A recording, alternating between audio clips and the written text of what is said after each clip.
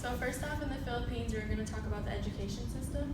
The primary school is grades 1 through 6, ages 6 through 12. It covers the first 6 years of compulsory education and formally divided into 3 years of primary levels and 3 years of intermediate levels.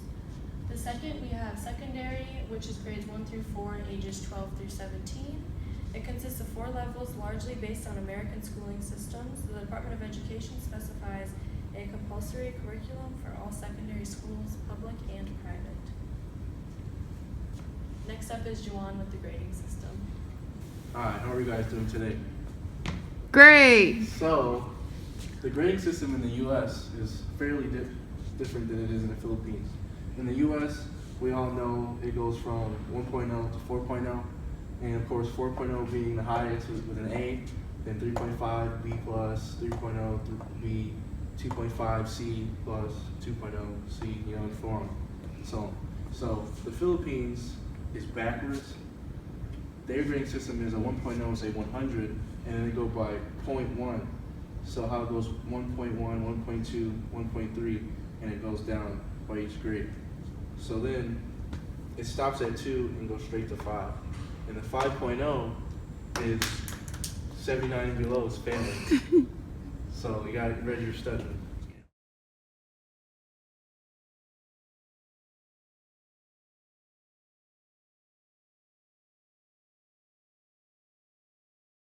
Hi, I'm Jane, a mother of 2.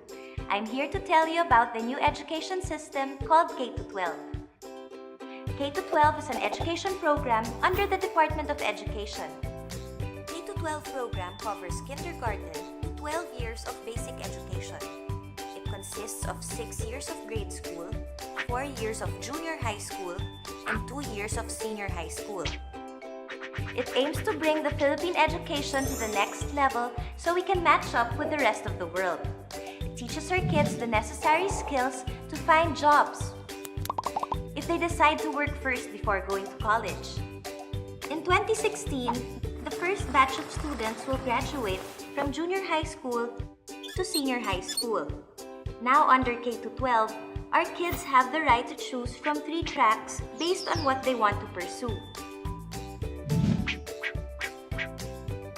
The academic track prepares students who want to take up further studies in college. It is divided into 3 strands: BAM, S, and STEM. Subjects under academic track, regardless of strand, are very much broad and general. The sports and arts track nurtures, trains, and guides our kids to be future artists and athletes. The TVET track teaches and sharpens the skills of our kids based on their chosen discipline.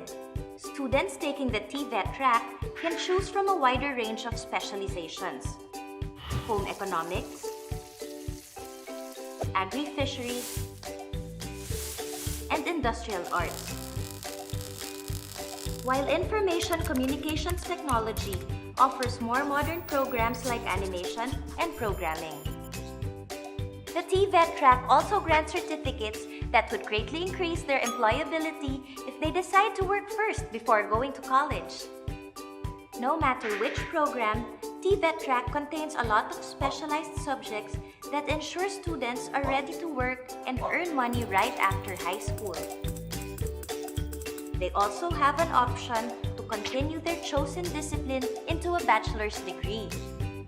K-12 is a program designed to address the unique and individual interests of our children for their future careers. Most private high schools will encourage students to choose the academic track to prepare them for college. But there are also other schools that offer specialized tracks that will use more career-focused education programs while still preparing them for college. One of these schools is CIIT. They offer a specialized TVET track under ICT in animation and programming that students can continue to a college degree. Let us equip our children with the skills they need to succeed. Because all of them deserve a career-focused education, our children deserve the K-12 program. Log in to www.ciit-ph.com to know more.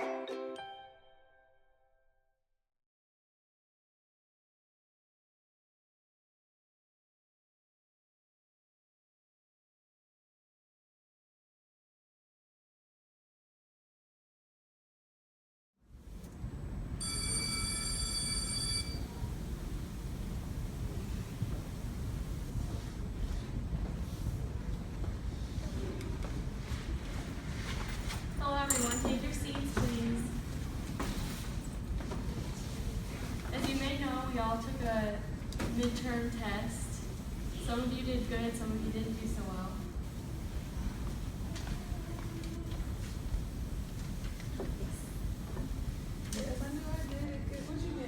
Nah, this can't be right. What is this? You didn't study, I gave you a study guide to go over. Nah, I need a better grade than this. Well then maybe you should try harder and study next time. Nah, you need to change this right now. Oh, what?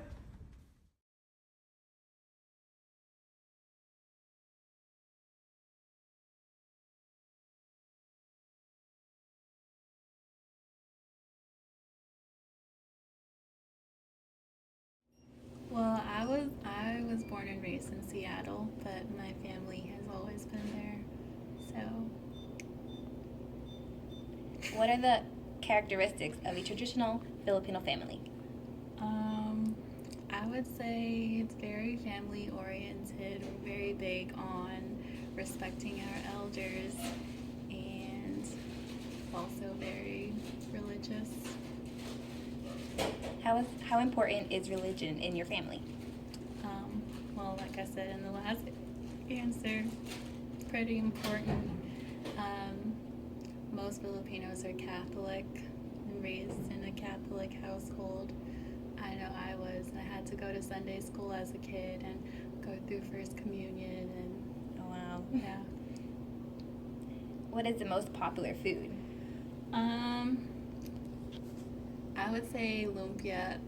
They're like egg rolls, but they're better. And this thing called lechon. It's like a whole roasted pig, like a whole roasted pig, like a whole pig. Describe the most or most celebrated holiday of your culture. It would probably be Christmas because it's a religious holiday, and we're big on religion, so Christmas or Easter.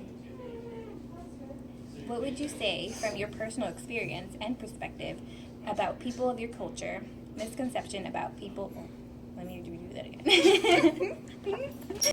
Did you pause it? Okay. What would you say from your personal experience and perspective? What is the most commonly held misconception about people of your culture? Probably that we are similar to the Chinese culture, or just any other Asian culture, because we're not. We're our own culture. People would just say, "Oh, you're Chinese." Yeah. No. No. Is there anything else you want others to know about you? I'm not Chinese. I'm Filipino. Well, this is Gavin Miguel, and I'm Luz Diaz, talking to you about cultural tradition in the Philippines. Okay.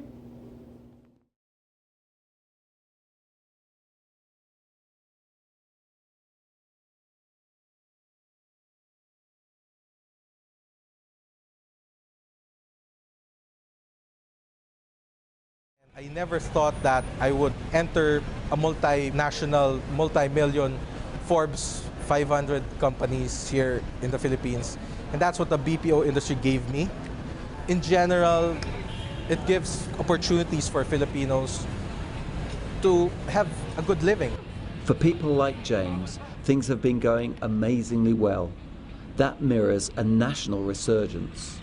After decades as the laggard of Asia, the Philippines has become one of the fastest growing economies in the region.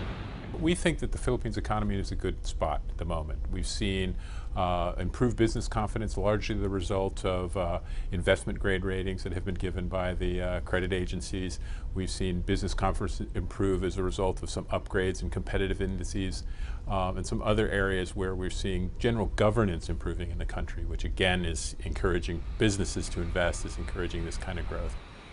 A combination of solid macroeconomic management, strong remittances from overseas workers, and the birth of a large back-office industry has propelled the country to faster growth. To cap it all, with half the population under 25, the country is now entering a demographic sweet spot. Unlikely as it seems, the Philippines could soon be growing faster than China. But not everything is going the Philippines' way. Investment levels are pitifully low, and job creation is lagging growth. Poverty and unemployment remain all too familiar aspects of daily life. Edward Bolabo is the same age as James Ibarra, but he has found it far more difficult to find a job. Mga 2 months na ako bakante. Electrician ako skilled ako. Building electrician. Maraming ang buildings na ginagawa. Sinubukan ko rin mag-apply sa mga ibang company, di ba? Maraming ang sa requirements nga ako nahirapan. Ngayon, kumuha ako ng MBA ko nakakuha ko lang. Binigyan ako ng asawa ko ng 200 pang pakuha ng MBA. Sa mo kukunin yung 200 ko wala ang trabaho. Piso nga, ang hirap kumuha Discouraged, Edward is now considering the well-worn path of many Filipinos. Ngayon, sa mga kaibigan ko sa mga nasa abroad, mga nasa Jeddah, ka-chat ko nga sila ngayon nag-internet ako. Nagpapatulong ako kahit sa Facebook, nagpapatulong ako kahit kanino para lang makalis. Kompleto naman ako, may passport din ako Hindi rin ganun kadali, kailangan din ng pera. Kailangan din ng pambayad, placement fee. A persistent challenge for the country has been a slowness in translating economic growth into poverty reduction. And that's the result of a couple of structural issues that the economy still continues to suffer with. Part of it is, a lot of the population is invested in low productivity agriculture, and then you have services sector, which is relatively higher productivity, but not much in between, and that's manufacturing industry. With a handful of families controlling much of the wealth, restrictive ownership laws that discourage foreign investment, and a pressing need to upgrade infrastructure, the country has plenty to do. But the Philippines is in its best shape for decades. For those whose lives have not yet improved, growth and opportunity can't come quickly enough. David Pilling, Financial Times, Manila.